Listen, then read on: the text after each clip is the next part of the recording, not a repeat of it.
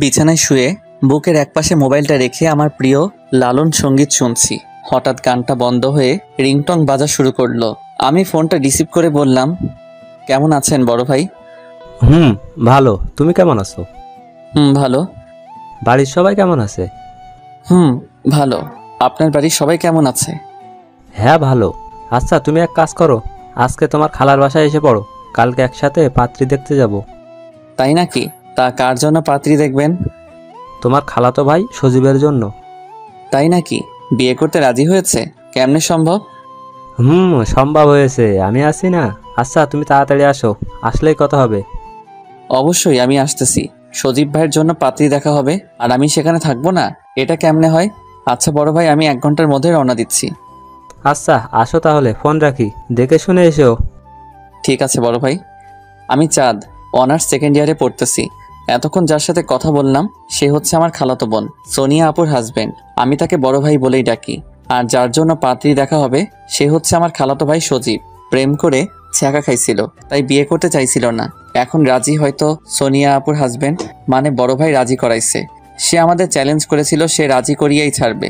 বলতেই হবে লোকটার কথায় অনেক পাওয়ার আছে, তা না হলে সজীব ভাইয়ের মতো লোককেও বিয়েতে রাজি করাতে পারে। যাই হোক, এত সব ভাবার সময় নেই। তাড়াতাড়ি রেডি হয়ে খালার বাসায় যাওয়ার জন্য রওনা হলাম। খালার বাসায় পৌঁছাতে পৌঁছাতে রাত 7টা বেজে গেল।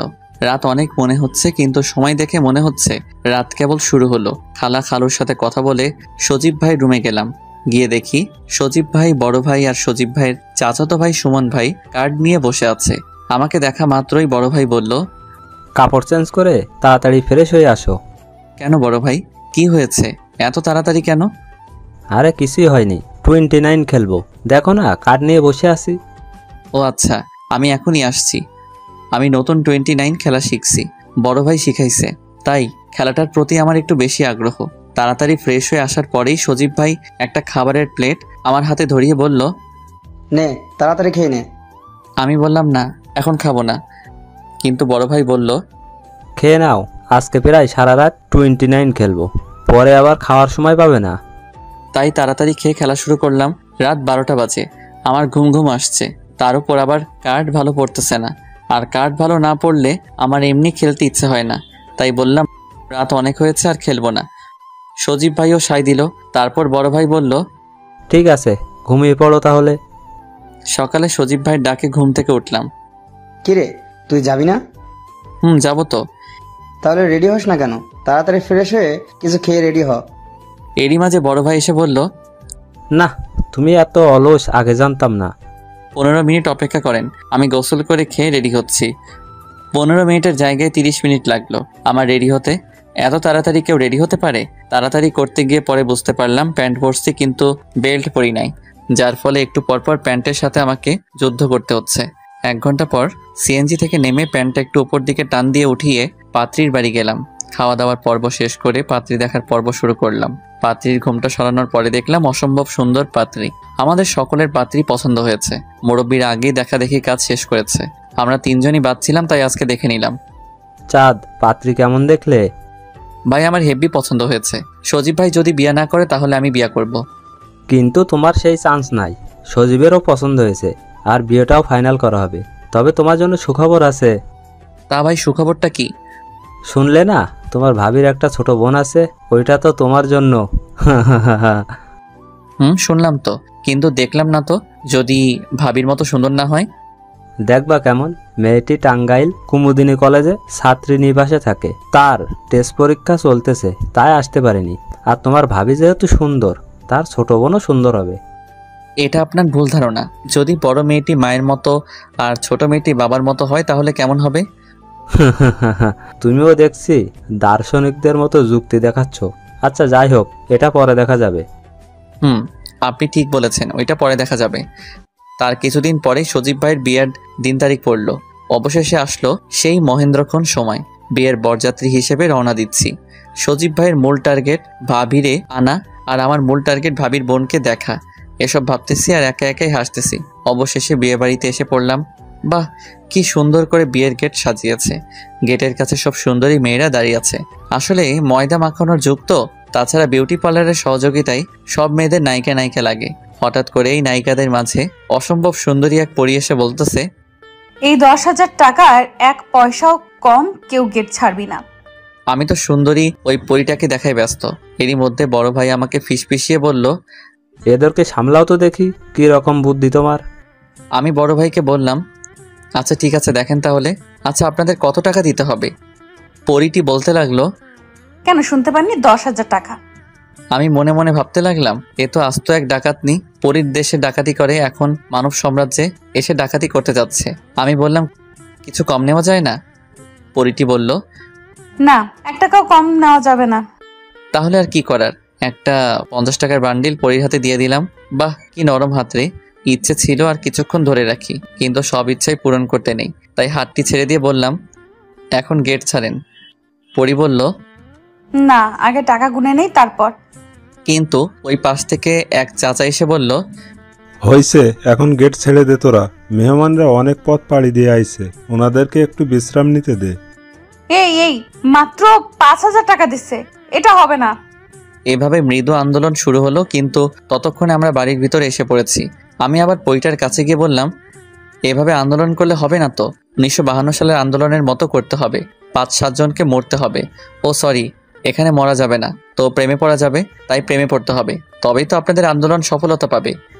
এই বলে আমি চলে আসলাম। পিছনে তাকিয়ে দেখি আমার দিকে তাকিয়ে আছে, আর রাগে শুধু কটমট করতেছে। পারলে আমাকে আস্ত গিলে ফেলবে। আমি মনে মনে ভাবতে লাগলাম, যাক, বিয়ে বাড়িতে ভালোই মজা করা যাবে।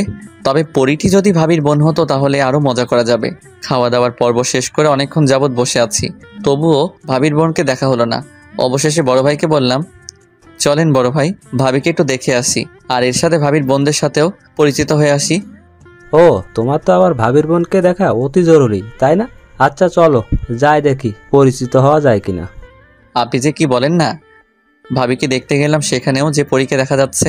আমরা যাওয়া মাত্রই পরীটি বলে উঠল, এখানে আপনারা কেন? না, এমনি আসলাম আপনাদের সাথে দেখা করতে, আর তাছাড়া আপনাদের সাথে পরিচিত হতে আসছি। ও তাই বুঝি। আমি সজীব ভাইয়ের একমাত্র খালাতো ভাই, আর উনি হচ্ছে আমার আর সজীব ভাইয়ের একমাত্র দোলা ভাই। ও আমি নীলা, আপনাদের ভাবির একমাত্র বোন, আর এরা হচ্ছে আমাদের পিচ্চি চাচাতো বোন। আমার মন তো খুশিতে লুঙ্গি ড্যান্স দিতেছে, কিন্তু তা প্রকাশ না করে ভাবির কয়েকটা পিক তুললাম। ইচ্ছে ছিল ভাবির বোনেরও পিক তুলবো, কিন্তু ভাবির বোন খুবই শেয়ানা, ভাবির সাথে দাঁড়ালো না, আর আমার পিক তোলাও হলো না। তারপর ওখান থেকে বিদায় নিয়ে আমরা চলে এলাম, এবং বড় ভাই দেখি বলতেছে, কি বলছিলাম না, তোমার ভাবির বোন তোমার ভাবির থেকে সুন্দর হবে। কি তাই হলো তো? তা তো হলো, কিন্তু বড় ভাই মেয়েটির সাথে আমি প্রেম করতে চাই, এবং অবশেষে বিয়েও করতে চাই। আপনি কিন্তু হেল্প করবেন। তা তো করা যাবে, কিন্তু মেয়েটা যদি কারোর সাথে প্রেম করে, সুন্দরী মেয়ে তো বলা যায় না। তাই তো ভাই, এটা তো আমি ভাবিনি। তবে যাই বলো, মেয়েটিকে দেখে মনে হয় না প্রেম করে। তাছাড়া আমার মন বলছে মেয়েটি প্রেম করে না। তাই যেন হয় বড় ভাই, আপনার কথা যেন বরাবরের মতো সত্যি হয়। অবশেষে বিয়ে পড়ানো শেষ হওয়ার পর ভাবিকে নিয়ে চলে যাওয়ার সময় ভাবি আর ভাবির বোনের কান্না দেখে আমার চোখেও প্রায় পানি এসে পড়েছিল। তাই এক প্রকার বাধ্য হয়ে বড় ভাইকে বললাম, বড় ভাই, ভাবিকে সজীব ভাই নিয়ে যাচ্ছে, আমি না হয় ভাবির বোন সাথীকে নিয়ে যাই। আরে এত ব্যস্ত হয়েছো কেন? বললাম না তোমার ব্যবস্থা করব, আমি আছি না, বিশ্বাস রাখো আমার উপর। তা তো রাখছি। কথাটি বলেই গাড়িতে উঠলাম। আস্তে আস্তে সবাই গাড়িতে উঠলো। আমি গাড়ি থেকে নীরাকে দেখতে থাকলাম, তার অশ্রুসিক্ত চোখগুলো গাড়ি ছেড়ে দিছে। আস্তে আস্তে চলে যাচ্ছে, এক পর্যায়ে নীলাকে আর দেখা যাচ্ছে না। তাই সামনের দিকে ঘুরে বসলাম, আর ভাবতে লাগলাম কিভাবে নীলার সম্পর্কে বিস্তারিত জানতে পারি। হঠাৎ ভাবির কথা মনে হলো। একমাত্র ভাবির কাছে সব জানতে পারবো, কিন্তু ভাবিকে কথাটি বলবো কিভাবে? একটা উপায় বের করতে হবে, আর সকালেই ভাবির সাথে ফ্রি হতে হবে। এসব ভাবতে ভাবতে দেখি খালাদের বাড়িতে এসে পড়েছি। সবাই নতুন বউকে বরণ করার জন্য অস্থির হয়ে রয়েছে। তাদের এই গমগমাগম অস্থিরতা দেখে আমার দুচোখ ক্লান্ত হয়ে গেছে। তাই কোনো দেরি না করে সজীব ভাইদের একটা এক্সট্রা রুমে শুয়ে পড়লাম। সকালবেলায় ঘুম থেকে উঠে দেখি আমার পাশে আরো 3 জন শুয়ে রয়েছে। মনে মনে ভাবতে থাকলাম, এগুলো আবার আসলো কখন? বিয়ে বাড়িতে এই একটাই সমস্যা, যেখানেই শুয়ে থাকার মতো একটু ফাঁকা জায়গা পাবে সেখানেই শুয়ে পড়বে। ভাগ্যিস এখন শীতকাল, গ্রীষ্মকাল হলে তো আমার গরমে দফা রফা অবস্থা হতো, কেননা আমি আবার গরম সহ্য করতে পারি না। অতঃপর আমি বিছানা থেকে উঠে ভাই ভাবিকে খুঁজতে লাগলাম। এ কি, ওরা তো এখনো ওঠেইনি। সজীব ভাইয়ের উপর কিছুটা রাগ হতে লাগলো। সে বিয়েই করতে চাইলো না, অথচ এখন বউকে ছাড়তেই চাচ্ছে না এবং নিজে উঠতেছে না। সবই কপাল, আর এরই নাম গোপাল। অবশেষে ভাবির দেখা মিলল, কিন্তু এ কি, সব মহিলারাই তো দেখি ভাবির সাথে বিভিন্ন কথা বলছে, সেখানে আমি গিয়ে কিভাবে ভাবির সাথে ফ্রি হব? সজীব ভাইও দেখি বের হয়ে আসলো। আমি কাছে গিয়ে বললাম, ভাই সুস্থ আছেন তো? ভাই আমার মোনালিসার মতো মুচকি হাসি দিয়ে বাথরুমে গেল। আমি নিশ্চিত এই হাসিটি যদি ভিঞ্চি দেখতো তাহলে ছেলেদের জন্য যেমন মোনালিসার পিক তৈরি করে গেছেন, ঠিক তেমনি মেয়েদের জন্য সজীব বা পিক তৈরি করত। আর মোনালিসার হাসির মতো সজীব বা হাসিও বিখ্যাত হয়ে যেত। যাই হোক, ভাবিকে এখন মোটামুটি ফ্রি দেখাচ্ছে, এখনই সুযোগ। হাই ভাবি, কেমন আছেন? ভালো। আপনি কেমন আছেন? ভালো। তা রাত কেমন কাটলো? ভালো। ভাবি আমি কিন্তু আপনার দেবর হই, তাই কিন্তু আমাকে তুমি করে বলতে হবে, এটা যেন সবসময় মনে থাকে। আর এখন থেকে তুমি করে বলবেন। আচ্ছা ঠিক আছে। আচ্ছা ভাবি, আপনি মন খারাপ করে বসেছিলেন কেন বলেন তো? সত্যি বলতে কি, সবাইকে ছেড়ে এসেছে তো ওদের কথা মনে পড়ছে, বিশেষ করে ছোট বোনটার কথা। ও, আপনার ছোট বোন কি করে? সুন্দরবন কলেজে ইন্টারে পড়ে, ওখানে থেকে পড়াশোনা করে। কি বলছেন ভাবি? ওই কলেজে 90% মেয়েরাই তো কঠিনভাবে ছেলেদের সাথে প্রেম করে। করতে পারে, কিন্তু বাকি 10% আছে না যারা প্রেম করে না, তাদের কাতারেই আমার বোন। আপনি অতটা নিশ্চিত হলেন কিভাবে? আমরা দুই বোন খুব ফ্রি, ও যেখানে যাই করুক না কেন আমাকে সব বলবে। আর ও কখনো বিয়ের আগে প্রেম করবে না, আর একটি কথা, বিয়ের পর স্বামীর সাথে প্রেম করবে। তাই নাকি? তাহলে ভালো। কিন্তু এরকম কঠিন শপথ করছে কেন যে বিয়ের আগে প্রেম করবে না? আমাদের এক বড় চাচাতো বোন ছিল, সে একটা ছেলের সাথে প্রেম করত, কিন্তু ছেলেটি আমার বড় চাচাতো বোনের সাথে প্রতারণা করেছিল। অবশেষে আমার সেই চাচাতো বোন আত্মহত্যা করে। তারপর থেকেই আমি এবং আমার ছোট বোন শপথ করি যে বিয়ের আগে কোনো প্রেম করব না, স্বামীর সাথে বিয়ের পর প্রেম করব। ও তাই? ওখানে ভাবির সাথে গল্প না করে এখানে একটু কাজ করো। তোমার ভাবির বাড়ির লোকগুলো এই কিছুক্ষণের মধ্যে এসে পড়বে। হ্যাঁ ভাই, আসতেছি। আচ্ছা ভাবি, যাই, পরে কথা হবে। আচ্ছা যাও। মুরব্বীরা রান্না করছে, আমি আর বড় ভাই তাদেরকে টুকটাক হেল্প করছি। তো এক পর্যায়ে বড় ভাইকে বললাম, বড় ভাই একটা প্রবলেমে পড়ছি। কি প্রবলেম? নীলা বলে প্রেম করবে না। ও, হয়তো কোনো ফ্রেন্ড আছে তাই তোমার সঙ্গে প্রেম করবে না। আরে তা নয়, নীলা কারোর সাথে প্রেম করে না এবং বিয়ের আগে কারোর সাথে প্রেম করবেও না। বিয়ের পর স্বামীর সাথেই নাকি প্রেম করবে। ও, এইটা তো ভালো খবর তোমার জন্য। তুমি তো ওকে বিয়েই করতে চাও। তা ঠিক, কিন্তু প্রেম করতে পারলে ভালো হতো। কেননা ফ্যামিলি থেকে যদি বিয়েতে রাজি না হয় তাহলে পালিয়ে গিয়ে বিয়ে করা যেত। কিন্তু প্রেম না করতে পারলে তো ও আমার সাথে পালাবে না। বাপ রে বাপ, এত চিন্তাবিদ। শোনো, এত চিন্তা করতে হবে না তোমার। তুমি শুধু নীলার সাথে বন্ধুত্ব তৈরি করবে, আর বাকিটুকু আমি দেখে নিব। আচ্ছা ঠিক আছে, আপনার আশায় থাকবো। কেননা বর্তমানে তো কোনো কিছুই মামা, খালু, দোলা ভাই ছাড়া সম্ভব নয়। তাহলে আমার প্রেমী বা কেন বড় ভাই ছাড়া সম্ভব হবে? ঠিকই বলেছো। এখন একটু মনোযোগ দিয়ে কাজ করো। অতপর ভাবির বাড়ির লোকগুলো সবাই এসে পড়েছে। এ কি, নীলা কই? সে কি তাহলে আসেনি? ধ্যাত, কত প্ল্যানিং করলাম, সব বৃথা গেল। অবশেষে আমি বড় ভাই আর সুমন ভাই সজীব ভাইয়ের সাথে কুলদারা হিসেবে ভাবিদের সাথে চললাম। ভাবিদের বাসায় পৌঁছাতে রাত 8টা বেজে গেল। নীলাকে দেখলাম বোনকে দেখে খুশিতে জড়িয়ে ধরলো। ভাবিও বোনকে জড়িয়ে কান্না করতেছে। এই কান্না হয়তো কষ্টের না, এই কান্না আনন্দের হবে। সবাই মোটামুটি ব্যস্ত হয়ে পড়লো জামাইবাবুকে নিয়ে। বড় ভাইও জামাইবাবুর সাথেই আছে জোকের মতো। কেননা অনেকে জামাইবাবুকে বিপদে ফেলতে পারে, আর সেই বিপদটা তো বড় ভাইকে সামলাতে হবে। নীলাকে অনেকটা একা দেখতে পেলাম, তাই কাছে গিয়ে বললাম, কেমন আছেন? ভালো। আপনি কেমন আছেন? ভালো। আপনি আমাদের আনতে গেলেন না কেন?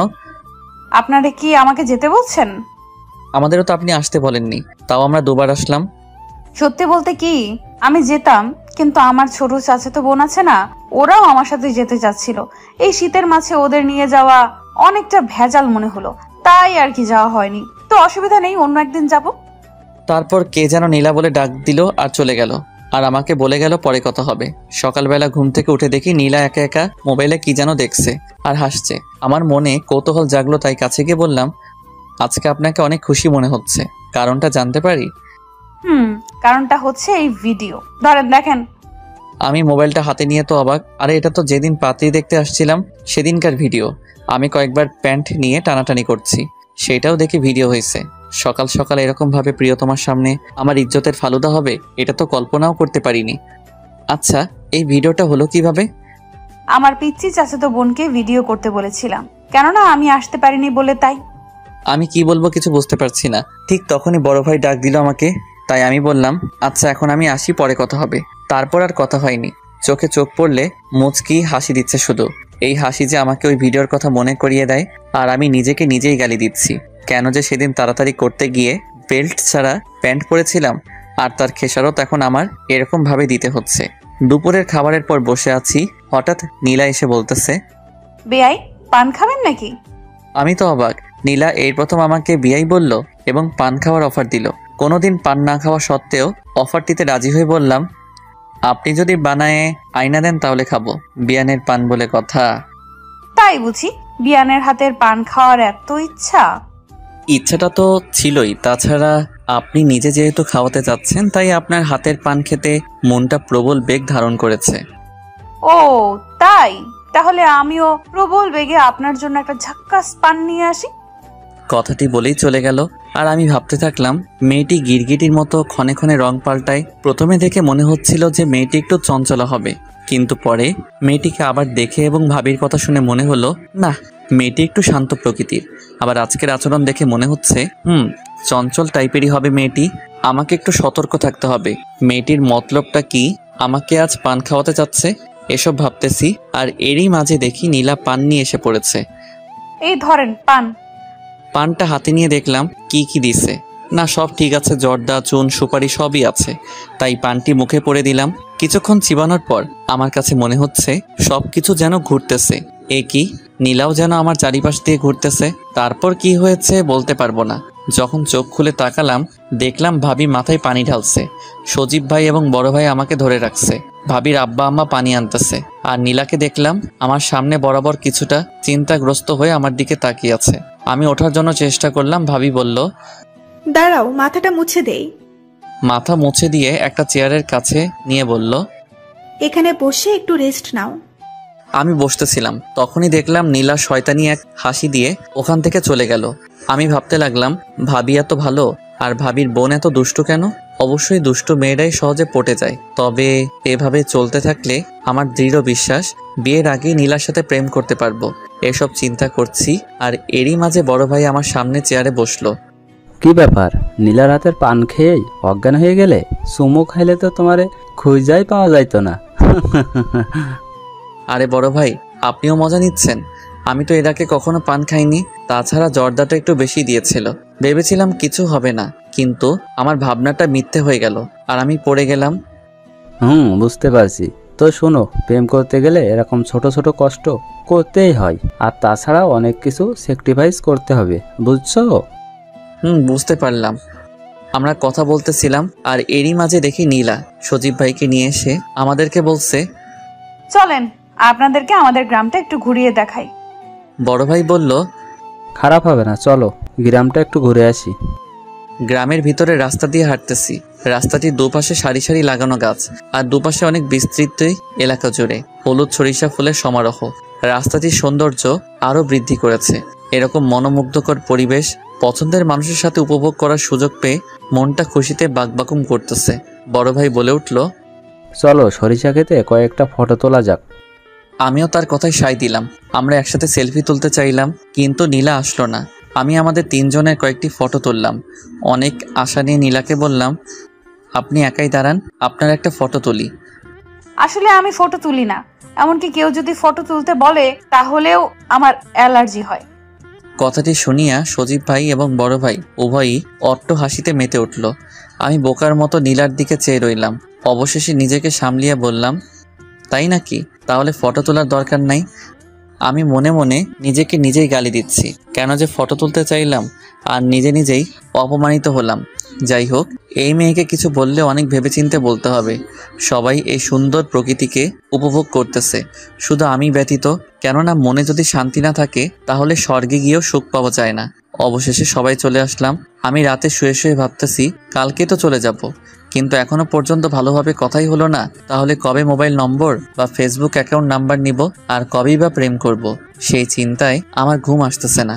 কালকে সাহস করে মোবাইল নাম্বার যাব নাকি? নিজেকে নিজেই প্রশ্ন করলাম। না, ফটো তুলতে গিয়ে একবার অপমানিত হয়েছি, আবার নাম্বার চাইতে গিয়ে যদি আবার অপমানিত হই। আর তাছাড়া সব ক্ষেত্রে শুধু সাহস দেখালেই সফলতা পাওয়া যায় না, বুদ্ধিরও প্রয়োজন হয়। এসব ভাবতে ভাবতে কখন যে ঘুমিয়ে পড়ছি জানি না। সকালে ঘুম থেকে উঠে বাইরে বের হয়ে দেখি সবাই কাজে ব্যস্ত। নীলাও দেখি অনেক কাজ করতেছে। মনে মনে ভাবলাম আজকে তো নীলার সাথে কথাই বলা যাবে না, তাই উদাস মনে চেয়ারে বসে আছি। কিছুক্ষণ পর পিছন থেকে কে যেন বলল, বেআইয়ের কি মন খারাপ? আমি পিছন দিকে তাকিয়ে দেখি নীলা। তারপর বললাম, না এমনি কেন যেন ভালো লাগতেছে না। ও আচ্ছা, আমি যাই, আমার অনেক কাজ করতে হবে। এটা বলেই নীলা চলে গেল। দেখতে দেখতে বিকেল হয়ে গেল। সবাই রেডিও হয়েছে, আমিও রেডি হয়েছি বাড়িতে যাওয়ার জন্য। ভাবির মনটা খারাপ, তাদের পরিবার ছেড়ে চলে যাচ্ছে। আমার মনটাও খারাপ, নীলাকে ছেড়ে চলে যাচ্ছি বলে। নীলা আমার কাছে এসে বলল, বেআই আবার আসবেন কিন্তু। আমিও তাকে কিছু বলতে যাব, তার আগে সে সজীব ভাইদের কাছে গেল তাদের বিদায় জানাতে। আমি আর কিছু বললাম না, গাড়িতে উঠে পড়লাম। একে একে সবাই উঠে পড়ল। আমি নীলার দিকে তাকিয়ে আছি। নীলা আমার চোখে একবার চোখ রেখেছিল, কিন্তু সেই চোখে আমার জন্য কোনো অনুভূতি আছে কিনা বুঝতে পারলাম না। কি আর বলবো, এই কয়দিনে আমি যা বুঝলাম মেয়েটি আসলে অনেক রহস্যময়ী। কেননা একবার মনে হয় মেয়েটি আমার সাথে কথা বলতে ইচ্ছুক, এই কারণে নিজে থেকে অনেক সময় আমার সাথে কথা বলেছে। আবার মনে হয় আমার সাথে কথা বলতে তার কোনো আগ্রহ নেই। ধ্যাত, আমি মনে হয় ব্যর্থ হলাম। হতাশ মন নিয়ে সজীব ভাইদের বাড়ি পৌঁছালাম।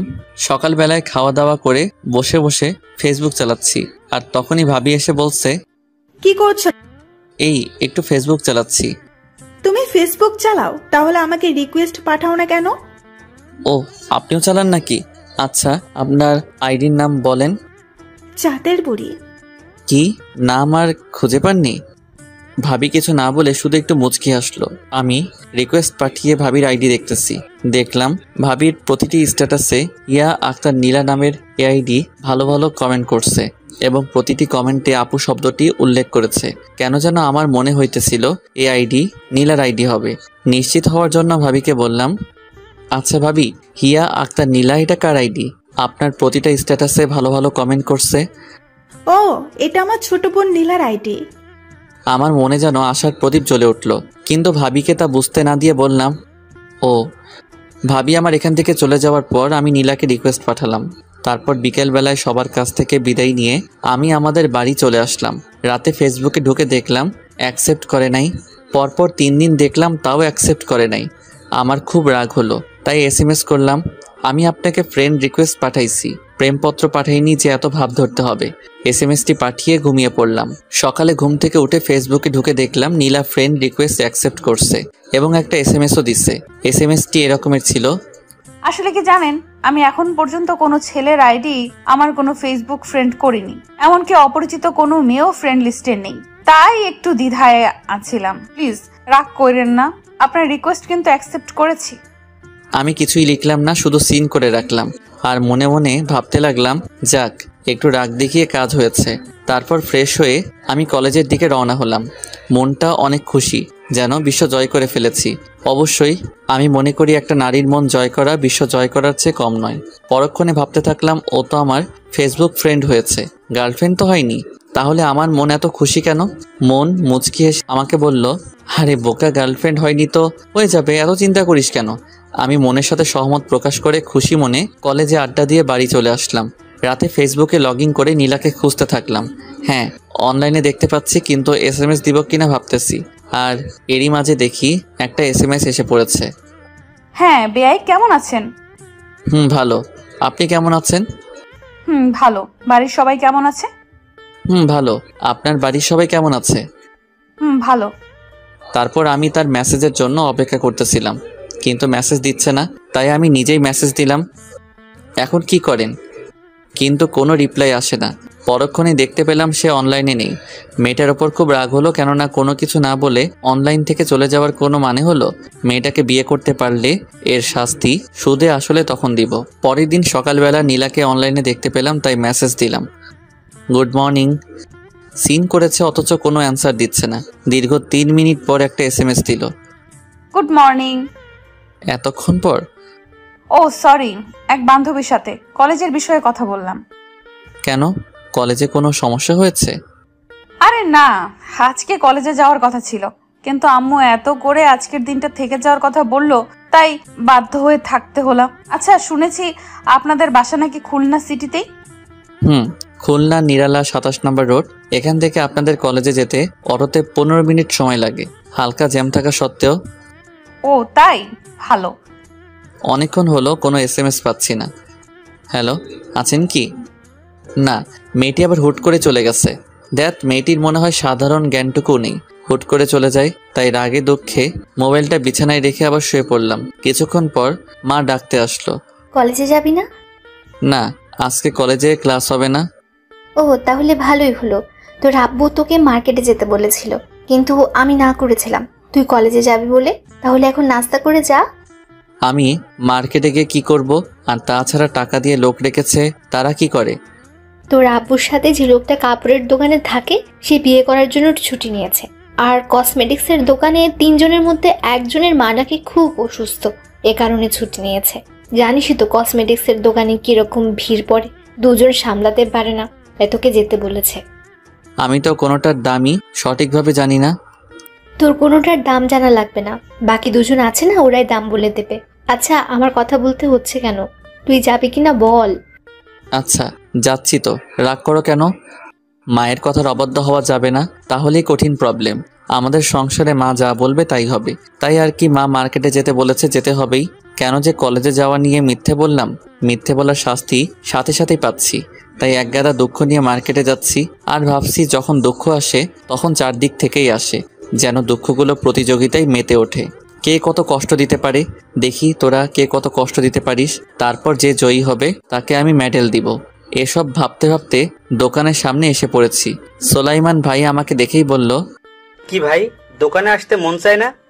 আমি মুচকি হাসি দিয়ে বললাম, আরে না ভাই, সামনে পরীক্ষা, তাই একটু পড়াশোনা নিয়ে ব্যস্ত। ও তাই, আসেন দোকানের ভিতরে এসে বসেন। একটা চেয়ার দেখিয়ে বলল, বসেন এখানে। তারপর আবার কাস্টমারদের সাথে কথা বলে ব্যস্ত হয়ে পড়লেন। সোলাইমান ভাই আমাদের এই কসমেটিক্স দোকানের অনেক পুরাতন কর্মচারী। অনেক ছোট থেকেই এই দোকানে কাজ করত। অনেক মজার লোক, কাস্টমারদের সাথে এত মজা করে কথা বলে যে কাস্টমাররা জিনিস কিনতে বাধ্য হয়। আমি তাদের ব্যস্ততা অনুভব করতেছি, ভালোই লাগছে। তো হঠাৎ করেই কেন জানি নীলার কথা মনে পড়ল, তাই আর দেরি না করে ফেসবুকে ঢুকলাম। কিন্তু ফেসবুকে পেলাম না। অনেকক্ষণ ঘাটাঘাটি করার পর একটা SMS পেলাম। এ কি, নীলাই তো SMS করেছে। SMS-এ লেখা, কিছু না, আপনি? আমি ভাবতে লাগলাম এইটা কি SMS করলো। পরক্ষণে মনে পড়ল সকালে বলেছিলাম আপনি কি করেন, সেটার উত্তর এখন দিয়েছে। আমি না হেসে পারলাম না। সকালে প্রশ্ন করলে বিকালে উত্তর পাওয়া যায়। আমিও একটা SMS করলাম, এই দোকানে বসে আছি। কিসের দোকান? কসমেটিক্সের দোকান। ও, ওখানে কি করেন? এই কিছু না, আমাদের দোকানে বসে আছি। আপনাদের না কাপড়ের দোকান? একটা কাপড়ের দোকান আর একটা কসমেটিক্সের দোকান। ও ভালো। আপনি না অনেক মজার লোক। কেন, আমি আবার কি করলাম? আপনাকে সকালে প্রশ্ন করলে সেই প্রশ্নের উত্তর বিকালে দেন। এত হাসেন না, মুখের ভেতর মাছি ঢুকবে। না, ঢুকবে না। আপনার মতো সুন্দরী বিয়ানের সাথে কথা বলার সময় কোনো মশা মাছি আমাকে ডিস্টার্ব করে না। ও তাই বুঝি। আচ্ছা, এখন কি করেন? আপেল খাচ্ছি, খাবেন? যদি দেন তাহলে অবশ্যই খাবো। আচ্ছা, আমি মনে মনে দিলাম। ও, অ্যাপেলটি তো অনেক মিষ্টি। অবশ্যই মিষ্টি মানুষের ছোঁয়া পেলে সবই মিষ্টি হয়ে যায়। তাই আমি বুঝি মিষ্টি মানুষ। আচ্ছা, আপনাকে একটা কথা বলি, প্লিজ রাখবেন? যদি রাখার মতো হয় তাহলে রাখবো, আপনি বলতে পারেন।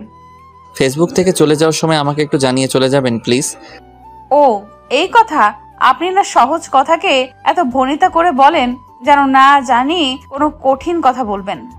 আসলে আমি এরকমই, সহজ কথাকে কঠিন করে এবং কঠিন কথাকে সহজ করে বলি। কবে যেন আপনাকে অনেক কঠিন কথা এত সহজ করে বলবো যে আপনি জ্ঞানও হারিয়ে ফেলতে পারেন। এই যে মিস্টার, আমি আপনার মতো নই যে কিনা পান খেয়েই জ্ঞান হারিয়ে ফেলে। নিজের ফাঁদে নিজেই ধরা পড়লাম। আচ্ছা, আপনি কিন্তু আমার কথা রাখবেন কিনা সেটা বলেননি। ও আচ্ছা, ঠিক আছে। আপনাকে ফেসবুক থেকে চলে যাওয়ার সময় সুন্দর করে বিদায় জানিয়ে তারপর চলে যাব, ঠিক আছে? ঠিক আছে। বিআই সাহেব ভালো থাকবেন, পরে কথা হবে, এখন বাই। দাঁড়ান, একটু কথা আছে। কি কথা বলেন বিআই, শুনি। রাতে ফেসবুকে আসবেন তো? ও সরি বিআই, রাতে আসতে পারবো না। এমনকি আগামীকাল সারাদিনেও ফেসবুকে আসতে পারবো না। একেবারে আগামীকাল রাতে ফেসবুকে আসবো। কেন এত লম্বা বিদায় কেন? আগামীকাল কলেজের হোস্টেলে উঠবো, তো রাতে সব গুছিয়ে রাখতে হবে। এবং আজকে রাত জাগা যাবে না, কেননা সকালে উঠতে হবে। আর সকালে রওনা দিলে দুপুরে হোস্টেলে পৌঁছাতে পারবো। তারপর আমাকে একটু ঘুমাতে হবে, কেননা জার্নি করলে প্রচুর ঘুম পায়। সো আপনার সাথে একেবারে আগামীকাল রাতে কথা হবে, যদি বেঁচে থাকি। ও তাহলে আর কি করার। আচ্ছা, ভালো থাকবেন, বাই। ওকে, আপনিও ভালো থাকবেন, বাই। আমার লাস্ট এসএমএসটি সিন না করে চলে গেল। মেয়েটি কেমন জানি, বুঝলাম না, যেন তারা লেগেই থাকে। সন্ধ্যা হয়ে যাচ্ছে, তাই সোলাইমান ভাইয়ের কাছ থেকে বিদায় নিয়ে বাড়ি চলে আসলাম। আজকে রাতে ফেসবুকে ঢোকার কোনো ইচ্ছা নেই, কেননা যেখানে নীলা নেই সেখানে আমিও নেই, তাই আগেই ঘুমিয়ে পড়লাম। সকালে ঘুম থেকে উঠে ফ্রেশ হয়ে কলেজে গেলাম, কিন্তু কোনো কিছুই ভালো লাগছে না। আজকের দিনটা যেন অনেক লম্বা, ফুরাতে চাচ্ছে না। আমি যে রাতের জন্য অপেক্ষা করছি সেটা তো আর রাত জানে না, তাই রাতের এত অবহেলা। আসলে অপেক্ষা করা যে কতটা বিরক্তিকর, নীলার প্রেমে না পড়লে হয়তো বুঝতেই পারতাম না। অবশেষে যেন রাতের আগমন হলো। আমি সন্ধ্যা রাতেই ফেসবুকে ঢুকে আছি আর প্রতীক্ষা করতেছি নীলার আগমনের জন্য। নীলা এসেছে, কিন্তু কোনো এসএমএস দিচ্ছে না, তাই আমি আগে এসএমএস দিলাম। হাই, কেমন আছেন? ভালো। আপনি কেমন আছেন? ভালো। কি করেন? শুয়ে আছে। আপনি কি করেন? এখনই শুয়ে পড়েছেন? ভালো। আর আমরা মিষ্টি পান খাচ্ছি। হোস্টেলে পান পেলেন কোথায়? হোস্টেলে সবই পাওয়া যায়, বুঝলেন? বুঝলাম। তা একাই খাবেন, আমাকে দিবেন না? না, আপনাকে দিবও না, কেননা আপনি পান খাইতে পারেন না, জ্ঞান হারিয়ে ফেলেন। না, এখন খাইতে পারবো। আচ্ছা জানেন, ওই দিনের ঘটনা নিয়ে একটা গান বানাইছি। তাই নাকি? প্লিজ আমাকে শোনান। শোনাবো কিভাবে? আপনি তো মোবাইল নাম্বার দেননি, আর তাছাড়া মেসেঞ্জারে ফোন দিলে রিসিভ করেন না তো। আসলে ফোনে কথা বললে বান্ধবীরা অনেক ফাজলামি করে, তাই আর কি ফোনের চেয়ে এসএমএসই ভালো। আপনি গানটির প্রথম 2 লাইন এসএমএস এ পাঠিয়ে দেন। মনে মনে ভাবতে লাগলাম, ধ্যাত, নাম্বার নেওয়ার একটা প্ল্যান করছিলাম, তাও ব্যর্থ হলাম। কি হলো, আছেন নাকি? আছি তো। তাহলে গানটি লিখেন না কেন? দিচ্ছি, একটু ওয়েট করেন। ওকে। কি পান খাওয়াইল রে বিয়ান, গড়িয়া পড়িয়া যায়, এখনো না মোর কাটিল না ঘোর, বিয়ানের প্রেমের নেশায়। কিছুটা ভয় নিয়ে এসএমএসটি পাঠিয়ে দিলাম। এটা কি আর প্রেমের নেশা মানে? আরে রাগ করছেন কেন? এটা তো একটা গান। আর তাছাড়া আমার একটু লিখতে ভুল হয়েছে, ওখানে প্রেমের নেশা না হয়ে হবে পানের নেশা। ও তাই বলেন? অনেক সাহস জাগিয়ে বললাম। আচ্ছা, এতে রাগের কি আছে? আমরা কি প্রেম করতে পারি না? আর প্রেম করলে অসুবিধা কোথায়? অনেক অসুবিধা। আমি বিয়ের আগে কোনো প্রেমে বিশ্বাসী নই, আর আমি আপনাকে ভালো একটা বন্ধু ভাবি, এর বেশি কিছু নয়। আরে আমি তো আপনার সাথে একটু ফান করলাম, আপনার সাথেই তো একটু ফান করব, তাই না? তা ঠিক। আচ্ছা, ভালো থাকবেন, পরে কথা হবে, বাই। Okay, by. তারপর আর কি, ঘুমিয়ে পড়লাম। সকালে ফেসবুকে ঢুকেই দেখলাম নীলা গুড মর্নিং জানিয়েছে, আমিও গুড মর্নিং জানালাম। কিছু সময় পর, বিআই সাহেব কেমন আছেন গো? এসএমএসটি দেখে আমার মনটা আবার খুশিতে ভরে গেল, তাই বললাম, ভালো। আপনি কেমন আছেন গো? তারপর শুরু হলো আমাদের অনেক কথা। এরপর ভাবে আমরা প্রতিদিন রাত 7টা থেকে কথা বলা শুরু করতাম, 9টা বা 9:30 পর্যন্ত। তারপর আবার সকালে 1 ঘন্টা কথা বলতাম। এটা যেন আমাদের প্রতিদিনকার রুটিন হয়ে গেল। অবশ্যই কথাগুলো বলতাম উভয় বন্ধু হিসেবে, এবং হালকা রোমান্টিক হতো বেআই হিসেবে। ভালোই চলতেছিল দিনগুলি। হঠাৎ করে একদিন আমার মা সন্ধ্যায় অসুস্থ হয়ে পড়ে। তারপর সাথে সাথে তাকে হসপিটালে নেই। সেই দিন সারা রাত হসপিটালে ছিলাম। অবশেষে আল্লাহর অশেষ রহমতে আমার মা সুস্থ হয়, কিন্তু ডায়াবেটিস, হাই প্রেশার এগুলো তো আছেই। মা যখন আমাকে বলে, আমি মনে হয় আর বেশি দিন বাঁচবো না রে, তখন আমার এতটা কান্না পায়। তারপর আবার রাগও করি আর বলি, তুমি এরকম কথা বলো কেন? বাংলাদেশে অধিকাংশ লোকই এখন ডায়াবেটিস, হাই প্রেশারের মতো প্রবলেমে ভুগতেছে। এটা কন্ট্রোল করতে পারলেই হলো। বেশি চিন্তা করবা না, আর প্রতিদিন ব্যায়াম করবা, তাহলে ঠিক হবে। মা তখন একটু হাসি দিয়ে বলল, আচ্ছা ঠিক আছে। মায়ের হাসি মুখখানা দেখে আমারও মনটা ভালো হয়ে গেল। সন্ধ্যা রাতে বিছানায় শুয়ে ফেসবুকে ঢোকার সাথে সাথেই টুনটুন করে বেজে উঠল। দেখি নীলা এসএমএস করেছে, হাই। তারপর আবার একটি দিয়েছে, আপনি ফেসবুকে আসেন না কেন? কিন্তু এসএমএস গুলো ছিল 2 দিন আগের রাত্রে। তারপর নীলা ফেসবুকে আসেনি, তাই আমি তাড়াতাড়ি লিখলাম যে মা অসুস্থ ছিল, তাই আমি 2 দিন ফেসবুকে আসতে পারিনি। Sorry for this, please pardon me. তোমাকে অন্তত জানানো দরকার ছিল। এসএমএসটি পাঠানোর 1 দিন পর দেখি নীলা ফেসবুকে এসেছে এবং আমাকে এসএমএসও করেছে। It's okay. আচ্ছা, আপনাকে একটা কথা বলতে চাই। বলেন। আপনি আর আমাকে এসএমএস করবেন না, আর আপনি এসএমএস করলেও আমার কোনো অ্যান্সার পাবেন না। কিন্তু কেন? আমি যদি আপনাকে কোনো কষ্ট দিয়ে থাকি তাহলে আমাকে প্লিজ মাফ করে দেন। আমি আপনার সাথে কথা না বলে থাকতে পারবো না। না, আপনি আমাকে কোনো কষ্ট দেননি, কিন্তু আমার এই সিদ্ধান্ত আমার এবং আপনার উভয়ের জন্যই ভালো। প্লিজ আর কিছু জানতে চাবেন না। ভালো থাকবেন, বাই। সত্যি বলতে কি জানেন, আমি আপনাকে অনেক ভালোবাসি, কিন্তু আপনি সেদিন রাগ করলেন, তাই আমি আপনার সাথে বন্ধু হয়ে থাকতে চাইলাম। কেননা আপনার সাথে কথা বলতে পারবো বলে, কিন্তু বন্ধু হয়েও রইলেন না। ঠিক আছে, ভালো থাকবেন। লোকে একটা কথা বলে, মদ খা গাঁজা খা তবু প্রেম করিস না। কথাটি আমার জন্য উপদেশমূলক ছিল, কিন্তু আমি তা পালন করতে পারিনি। এখন থেকে তাই করব, মদ খাবো গাঁজা খাবো, তাও কোনো প্রেম করব না, এমনকি বিয়েও করব না। আশা করি ভালো থাকবেন, সুখে থাকবেন। আমি আর কোনোদিন আপনাকে SMS করব না। SMSটি পাঠিয়ে ফেসবুক আইডিটি ডিঅ্যাক্টিভেট করে দিলাম। এমনকি ফেসবুক, ইন্টারনেটের মতো সফটওয়্যার ছিল সব ডিলিট করে দিলাম। একটা ঘুমের ওষুধ খেয়ে ঘুমিয়ে পড়লাম। ভালোই ঘুম হয়েছিল। 11টা পর্যন্ত ঘুমিয়েছিলাম। মা অনেকবার ডাকতে এসেছিল। আমি ঘুম থেকে ওঠার পর মা এক প্রকার দৌড়ে চলে আসলো। কি হয়েছে বাপ তোর? না, কিছুই হয়নি। তাহলে এতক্ষণ ঘুমিয়েছিলি? আগে তো কখনো এত ঘুম আসনি। এমনি রাত জেগে পড়েছি, তাই উঠতে দেরি হয়েছে। তারপর মা আর কিছু বলল না। ফ্রেশ হয়ে বন্ধুদের সাথে আড্ডা দিতে গেলাম। ওদের সাথে আড্ডা দিতে গিয়েছি বলে ওরা অনেকটাই অবাক, কেননা ওদের সাথে অনেক দিন ধরে আড্ডা দেই না। ওদের মাঝে যাওয়ার পর দেখলাম এক বন্ধু সিগারেট খাচ্ছে। আমি বললাম, সিগারেটটা দে তো। সবাই অবাক। সিগারেট হাতে নিয়ে একটা টান দেওয়ার প্রস্তুতি নিচ্ছি। এই কি, সবাই দেখে আমার দিকে অনেক আশ্চর্য হয়ে তাকিয়ে আছে। জাতিসংঘ যদি ওদের দেখতে পারতো তাহলে পৃথিবীতে প্রথম আশ্চর্যজনক জিনিস হিসেবে আমি উপাধি পেতাম। যাই হোক, সিগারেটটা প্রথম টান দেওয়ার সাথে সাথে কাশতে কাশতে বুকের ব্যথা শুরু হলো। মনের ব্যথা দূর করতে গিয়ে আমি তো বুকের ব্যথা বাড়িয়ে ফেললাম। ওরা সবাই জানতে চাইলো আমার কি হয়েছে। সব কথা খুলে বললাম। আর কি ওদেরকে বললাম, দোস্ত সিগারেটে আমার দুঃখ যাবে না, মদের ব্যবস্থা কর। ওরা অনেকেই অনেক উপদেশ দিতে চাইলো, কিন্তু আমার এক কথা, মদ খাবো। অবশেষে ওরা রাজি হলো, কিন্তু সন্ধ্যায়। তাই সারা দিন ওদের সাথে আড্ডা দিয়ে সন্ধ্যায় মিন্টুর চায়ের দোকানে গেলাম। ওখানে গোপনে মদ বিক্রি করে, তাই ওখান থেকে আমার এক বন্ধু গোপনে মদ কিনে নিয়ে আসলো। আরেক বন্ধু কয়েকটা স্পিড নিয়ে আসলো। সবই হলো। এখন খাবো কোথায় সেটা চিন্তা করতে থাকলাম। তখন এক বন্ধু বলল, আমার বাসা আজকে খালি আছে, কিন্তু শুধুমাত্র আমার দাদু আছে। এইটা শুনে আমরা সবাই একসাথে বললাম, তোর দাদু তো কানেই শুনে না। সবাই হাসতে হাসতে ওদের বাসার দিকে রওনা হলাম। সবাই ফ্লোরে গোল হয়ে বসে আছি, মাঝখানে মদের বোতল আর স্পিড। আমি বললাম, স্পিড আনছিস কেন? এক বন্ধু বলল, তুই তো নতুন, সরাসরি মদ খেতে পারবি না, তাই স্পিডের সাথে মিশিয়ে খেতে হবে। আমি এমনি খেতে পারবো। তাই মদের বোতল থেকে কিছু অংশ কাপে ঢেলে মুখের কাছে নিতেই কেমন যেন গন্ধ আসলো। আমি ভাবতে লাগলাম, মানুষ কেন এগুলো খায়? পরক্ষণেই মনে হলো আমার দুঃখ দূর করতে হবে, তাই দেরি না করে পুরোটাই মুখে দিয়ে গিলে ফেললাম।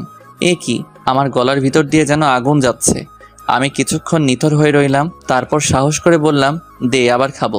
ওরা কাপে কিছুটা মদ ঢেলে সাথে স্পিডও দিল। কাপটা হাতে নিলাম, দেখি হাত কাঁপতেছে। তারপরে মুখে নিয়ে খেয়ে ফেললাম। এক বন্ধু বলল, এই রে, কাম সারছে, টক আনা হয়নি। রাফি যদি মাতলামি করে তাহলে টক খাওয়াতে হবে। আরেক বন্ধু বলল, তাহলে বসে আছিস কেন, যা নিয়ে আয়। আরে আমার কাছে টাকা নাই তো, সবার টাকা দিয়েই তো মদ আর স্পিড কেনা হলো। রাফি, তোর কাছে টাকা আছে? আমি পকেটে হাত দিয়ে টাকা বের করে দিলাম। আরে কি করছিস? এটা তো মোবাইল দিলি। ও দাঁড়া। আবার আরেক পকেটে হাত দিয়ে বললাম, এখন নেই। তারপরও চলে গেল। আমার আরেক বন্ধু বলল, এই, তোর মোবাইলে তোর আব্বু 35 বার কল দিয়েছে, তোর আম্মু 40 বার কল দিয়েছে, বড় ভাই দিয়ে সেভ করা নাম্বারটি 7 বার কল দিয়েছে, আর ধর এখন আন্নার নাম্বার দিয়ে কে যেন কল করছে। ও আচ্ছা, দে। রিসিভ করতে গিয়ে কেটে দিয়েছি। তারপর আবার কল করলো। এবার রিসিভ করার সাথে সাথে অপর পাশ থেকে বলা শুরু করলো, হ্যালো, আমি নীলা। আপনি এখন কোথায় আছেন? এখনো বাসায় যাননি কেন? আমিও নেই নাই। Hello hello. আপনি কি মদ খাচ্ছেন? Hello hello. ও একটু কাজে ব্যস্ত, আপনি পরে ফোন দেন। কিন্তু তোরা সবাই নাচছিস কেন? হা হা, দৌড়াচ্ছিস কেন? ধর, এই নে, এটা টক, খা, ভালো লাগবে। তোরা খা। না, তোর খাওয়া প্রয়োজন। এটা কি দিলি রে, এত মিষ্টি কেন? দোস্ত, 10টা বাজে চলে যেতে হবে। তোর মাতলামি ঠিক হয়েছে? কই মাতলামি করলাম, এখন যাই রে। একা যেতে পারবি তো? পারবো বলেই চলে আসলাম। বাসায় আসার পর দেখলাম দরজা খোলা, মা আব্বা উভয় বসে আছে। আমি কাউকে কিছু না বলে আমার রুমে ঢুকে শুয়ে পড়লাম। তবে অনেক আশ্চর্য হলাম, কেউ কিছু বলল না। অনেক ঘুম পাচ্ছে, তাই ঘুমিয়ে পড়লাম। সকালে ঘুম থেকে উঠে আরো আশ্চর্য হলাম আব্বা বাসায় আছে, কেননা আমি সহজে আব্বাকে সকালে বাসায় দেখি না। মা এসে বলে গেল তাড়াতাড়ি ফ্রেশ হয়ে নিতে। আমি কিছু বললাম না। ফ্রেশ হয়ে এসে খাবার খাওয়ার পর মা বলল, তাড়াতাড়ি রেডি হ। রেডি হব কেন? কোথায় যাবে? এত কথা বলিস কেন? রেডি হতে বলেছিস, রেডি হ। আমরা যেখানে যাব সেখানে যাবি। আচ্ছা ঠিক আছে, তোমরা যেখানে যাবে আমিও যাব, তবু রাগ করো না। আমি আব্বু এবং মা যাচ্ছি। কোথায় যাচ্ছি তা জানি না। রাস্তাটি কেমন পরিচিত লাগছে। ও হ্যাঁ, এটা তো নীলার গ্রামের রাস্তা। আচ্ছা, ওখানে যাচ্ছি না তো? নিজেকে নিজেই প্রশ্ন করলাম। কি জানি, কিচ্ছু বুঝতেছি না, সব গরমিল লাগছে। আচ্ছা, আমি যে নীলাকে ভালোবাসি সেটা কি মা আব্বু জেনে গেছে? আর জানলো কিভাবে? ধরলাম তারা যেভাবেই হোক জেনেছে, কিন্তু সেখানে যাচ্ছে কেন? কোনো অঘটন ঘটনা ঘটেনি তো? না, তা হবে কেন? আমি তো নীলাকে কষ্ট দেইনি, বরং নীলাই আমাকে কষ্ট দিয়েছে। দেখ কী সব আবল তাবল কথা চিন্তা করতেছি। হয়তো অন্য কোনো জায়গায় বা অন্য কোনো কাজে আমাকে তারা নিয়ে যাচ্ছে। যেটাই হোক, এসব চিন্তা বাদ দেই, তা না হলে আবার মাথা ব্যথা শুরু হবে। অবশেষে আমরা নীলার বাড়ির সামনেই নামলাম। আমি অনেকটা অবাক এবং কিছু রাগী হয়ে মাকে প্রশ্ন করলাম, আচ্ছা মা, তোমরা কোথায় যাচ্ছ? কি করছো আমাকে একটু বলবে? শুনতে চাস? তাহলে শোন, তোর বিয়ে ঠিক করতে এসেছি। কি? আমার বিয়ে ঠিক করতে এসেছো আর আমি জানি না? আমি বিয়ে করব না। তুই আমার সাথে রাগ দেখাস? তোর বিয়ে ঠিক করতে এসেছিলাম, কিন্তু না, আজকেই বিয়ে করে বউ নিয়ে বাড়ি যাব। মা, তুমি কি পাগল হয়েছো? কি বলছো এসব? আমি তোমার একমাত্র ছেলে, আমাকে এরকম জঘন্যভাবে বিয়ে করাবে? চুপ, আর একটা কথা বলবি না। আব্বু আমার কানের কাছে মুখ এনে ফিসফিসিয়ে বলল, তোর মা যা বলছে তাই শোন, তা না হলে যত রাগ দেখাবি ততই প্রবলেমে পড়বি। তুই তো জানিসই তোর মায়ের রাগের সময় চুপ করে থাকাই ভালো। তাই আমি আর কিছু না বলে চুপ করে রইলাম। মা আব্বু নীলার বাড়িতে প্রবেশ করলো, আমিও পিছন পিছন চললাম। এ কি, সজীব ভাই, ভাবি, বড় ভাই সবাই এখানে উপস্থিত। খাবারের পর্ব শেষ করে বিয়ের বিষয় নিয়ে সবাই আলোচনায় বসলো, তাই আমি বারান্দায় চলে আসলাম। বারান্দা থেকে তাদের কথাগুলো শোনার চেষ্টা করলাম। বেয়াই সাহেব, আমরা আজকে এসেছিলাম বিয়ের দিন তারিখ ঠিক করতে, তাই না? তাই তো বলছিলেন। কিন্তু আমরা চাচ্ছি বিয়ে আজই হবে, এবং এই সিদ্ধান্তটি এখানে আসা মাত্রই নিলাম। কিন্তু বিয়ের কোনো কিছুই তো কেনা হয়নি, তাই বলছিলাম কি 2-1 দিন পরে হলেই ভালো হয়। আরে অসুবিধা নেই, আমি আমাদের দোকানের কর্মচারী সোলাইমানকে মেয়ে ও ছেলের বিয়ের সকল জিনিসপত্র নিয়ে আসতে বলেছে। ওরা তো বাড়ি চিনবে না, তাই ওরা আপনাদের বাজারে এসে থাকবে। সজীব আবার ওদের চিনে, ও বাজার থেকে ওদেরকে নিয়ে আসবে। এটা নিয়ে আপনার কোনো চিন্তা করতে হবে না। ছোট মেয়ের বিয়ে, আয়োজনের একটা ব্যাপার আছে না? শুনুন, প্রায় 2 মাস আগে আপনার বড় মেয়েকে বিয়ে দিয়েছেন, সেখানে অনেক খরচ করেছেন। তাই আমি চাচ্ছি এই বিয়েতে আপনার কোনো খরচ করার দরকার নেই, আপনি শুধু আপনার মেয়েটিকে দেবেন। আর তাছাড়া আমি বিয়ের সকল জিনিসপত্র নিয়ে সোলাইমানকে আসতে বলেছি। প্লিজ আপনি এসব বিষয় একটু ভেবে দেখেন। আচ্ছা, আপনি যেহেতু বলছেন তাহলে আমার কোনো আপত্তি নেই। এই কথা শুনে মা আব্বু আরো অনেকেই একসাথে আলহামদুলিল্লাহ বলল। মা সজীব ভাইকে বাজারে পাঠিয়ে দিল। আমি আর কি এখানে বসে রইলাম। কিছুক্ষণ পর দেখি বড় ভাই মুচকি মুচকি হাসি দিয়ে আমার কাছে আসলো। আমাকে দেখে বলল, কি ভাই, খুশি হওনি? খুশি হয়েছি, তবে আমি চাচ্ছিলাম বিয়েটা অনার্স পাস করেই করব, কিন্তু তার হলো না। তাছাড়া আরও একটা ইচ্ছা ছিল, প্রেম করে বিয়ে করার। সবার সব ইচ্ছা পূরণ করা যায় না, তাছাড়া স্যাক্রিফাইস বলে একটা কথা আছে। আর তুমি জানো না, কিছু পেতে হলে কিছু দিতে হয়। তাই নীলাকে তুমি পাচ্ছ, বিনিময়ে বিয়ের আগে প্রেমটা ছেড়ে দিতে হচ্ছে। তাছাড়া তোমাদের উভয়কে পড়ালেখা করতে হবে। তারপরেও যদি বিয়েটা 1 মাস পিছিয়ে দিতে পারতেন তাহলে ওর সাথে বিয়ের আগে প্রেম করতে পারতাম। প্লিজ আপনি একটু দেখেন না। আচ্ছা, তুমি কি চাও নীলাকে তুমি হারিয়ে ফেলো? কি বলছেন এসব? আমি নীলাকে হারাতে চাবো কেন? আমি তো ওকে বিয়ে করতেই চাই, কিন্তু বিয়ের আগে একটু প্রেম করতে চেয়েছি। কেননা বন্ধুরা বলেছে লুকিয়ে লুকিয়ে প্রেমে নাকি অনেক মজা, তাই আর কি। আরে বিয়ের পরের প্রেম, ওটাই আরো বেশি মজা। তোমার যে বন্ধুরা এসব কথা বলে, তারা কি বিয়ে করেছে? তারা বিয়ের পরের প্রেম বুঝবে কেমনে? আর তারপরও তুমি যদি চাও তাহলে আমি খালাম্মাকে বলে দেখি কি বলে। তবে মনে রেখো, বিয়ে ভেঙে গেলে আমার আর কিছু করার থাকবে না। কেননা খালাম্মা বেশি রেগে গেলে বিয়েটা ক্যান্সেল হয়ে যেতে পারে। পরে দেখা যাবে আমও হারালে সালাও হারালে। না থাক, বিয়ের পরেই প্রেম করব, তাও নীলাকে হারানো যাবে না। আচ্ছা বড় ভাই, আপনারা কিভাবে কি করলেন যে মা সহজে আমাকে এত তাড়াতাড়ি বিয়ে করাতে রাজি হয়েছে? ও তাহলে শোনো এই রহস্যময় কাহিনী। তুমি নীলার সাথে ফেসবুকে লাস্ট SMS করেছিলে তুমি জীবনেও প্রেম করবে না, বিয়েও করবে না, সিগারেট খাবে, মদ খাবে, তাও প্রেম করবে না, কারণ তুমি নীলাকে ভালোবাসতে। সেটা নীলা বুঝেও না বুঝার ভান করে তোমার সাথে কথা বলা বন্ধ করতে চেয়েছিল, তাই না? আপনি জানলেন কেমনে? প্রেমের কথা গোপন রাখা যায় না। যাই হোক, ওই দিন আমি তোমার খালার বাড়ি আসছিলাম। আমি, তোমার খালাতো বোন, সজীব, তোমার ভাবি সবাই মিলে মুড়ি বানিয়ে খাচ্ছিলাম। তখন নীলা তোমার ভাবিকে ফোন দিয়ে কান্না কান্না কণ্ঠে সব বলল। জানো, তখন আমি নিজেই খুব চিন্তায় পড়ে গেছিলাম। তখন আমি তোমার মোবাইলে ফোন দিলাম, কিন্তু তুমি রিসিভ করলে না। তখন আমি খালাম্মাকে ফোন দিলাম, শুনলাম তুমি সকালে বের হইছো, অথচ দুপুরেও বাড়ি ফেরো নাই। তাই আর দেরি না করে আমি, সজীব আর তোমার ভাবি তোমাদের বাড়িতে গেলাম। নীলাকেও কলেজ থেকে নিয়ে আসলাম। তোমার মাকে সব বললাম। তখন বিকেল গড়িয়ে রাত হলো, তাও তোমার আসার কোনো খবর নাই, এবং ফোন করেও তোমার পাচ্ছি না। তখন তোমার মা কান্না করা শুরু করলো। এর মধ্যে দেখি খবর পেয়ে খালুও চলে এসেছে। সবাই ফোন দিচ্ছে, কিন্তু কারোর ফোনই রিসিভ করছো না। তখন নীলা ফোন দিল, তাও রিসিভ করলে না, বরং কেটে দিলে।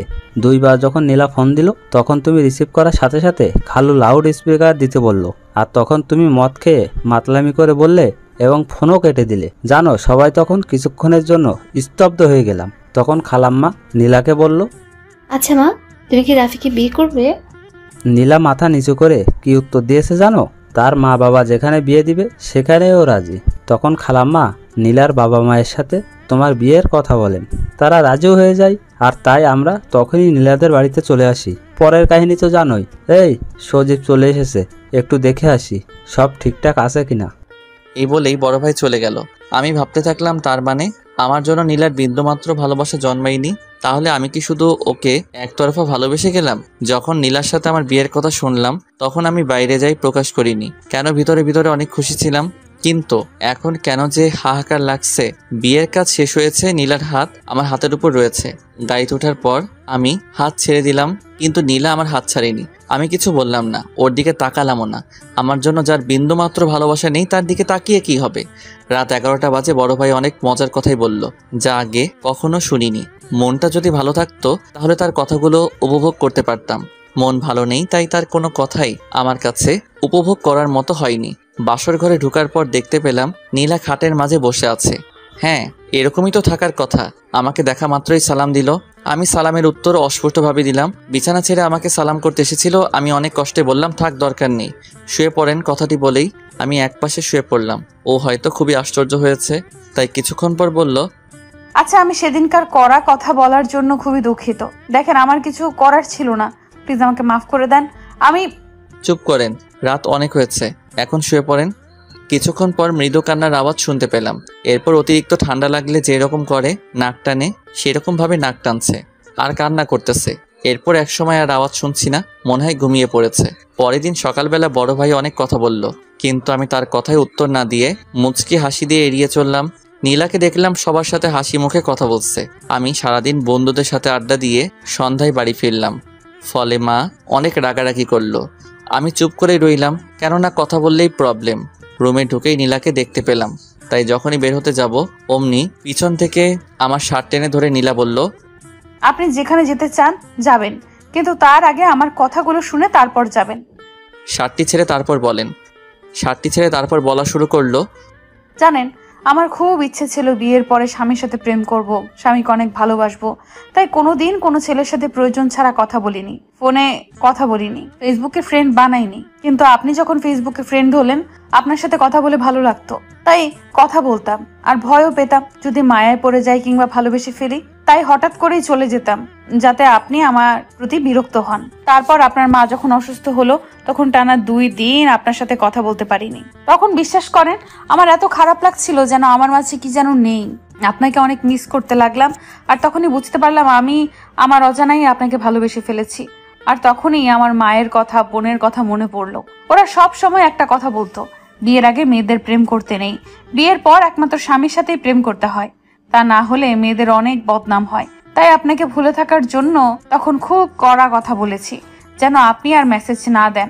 আর এটা যদি আমার অপরাধ হয়ে থাকে, তাহলে আপনি আমাকে যে কোনো শাস্তি দিতে পারেন, আমি কিছুই বলবো না। কথাগুলো বলে নীলা চোখের পানি মুছেই রুম থেকে চলে যাচ্ছিল। আমি নীলার হাতটি ধরে টান দিয়ে আমার কাছে এনে বললাম, প্লিজ আমাকে ক্ষমা করে দেন। ও আমাকে জড়িয়ে ধরে কান্না করতে থাকলো, আমি ওকে জড়িয়ে ধরলাম। কিছুক্ষণ পর ও আমাকে ছেড়ে দিয়ে বলল, ক্ষমা করতে পারি, আমাকে তুমি করে বলতে হবে। ঠিক আছে, আমি তুমি করে বলবো, কিন্তু তোমাকেও তুমি করে বলতে হবে। আচ্ছা ঠিক আছে। নীলা শোনো, বাসরাতটি তো আমাদের রাগ অভিমানে কেটেছে, কিছুই করতে পারিনি, তাই আজকে আমাদের বাসরাত হবে, কি বলো? দুষ্টু কোথাকার। সকালে শুয়ে আছি, নীলা আমাকে ডাক দিয়ে তার ভেজা চুলগুলো ছেড়ে দিয়ে ড্রেসিং টেবিলের সামনে বসে কপালে একটি টিপ দিয়ে সাজতেছে। আমি দৃশ্যটি দেখে টেবিল থেকে ডায়েরি নিয়ে একটা কবিতা লেখা শুরু করলাম। নীলা আমার দিকে তাকিয়ে বলল, এই কি করছো? তোমার জন্য একটা কবিতা লিখলাম। তাই নাকি? একটু শোনাও না প্লিজ। আচ্ছা তাহলে শোনো। ভ্রান্ত হয়েছে কি আমার মন, ভোরের আলোতে দেখছি যেন তমস্যার চন্দন। ঘোর কাটিলেও তোমার ললাটের ওই টিপ দেখে অমায়িকভাবে তাকিয়ে কেন আছো, ঠোঁটের কিনারায় মিষ্টি হাসি মেখে। প্রকৃতি যেন হেরিল তোমার রূপের কাছে, উদ্যম কালো কবরীর ছন্দহীন খেলায় আমি মুগ্ধ হয়ে যাই বেলায় বেলায়। শয্যা থেকে উঠি, অপলক চোখে তাকিয়ে আছি, লজ্জা পেয়ে কেন রুদ্ধ করিলে তোমার আখি। সহসা মোর কাছে আসি, আহনা বাহু ডোরে, ভালোবেসে যাব তোমায় জনম জনম ভরে। নীলা দৌড়ে এসে আমাকে জড়িয়ে ধরে বলল, বাহ, তুমি তো অনেক সুন্দর কবিতা লিখতে পারো। তোমার কাছে আমি আর কিচ্ছু চাই না, শুধু এরকম ভাবে আমাকে ভালোবেসে যাবে প্লিজ। আমি আমার জান পাখিকে ভালোবাসবো না তো কাকে ভালোবাসবো? আর এইভাবে শুরু হলো আমাদের ভালোবাসাময় জীবন। বাকিটুকু তো বুঝতেই পারছেন।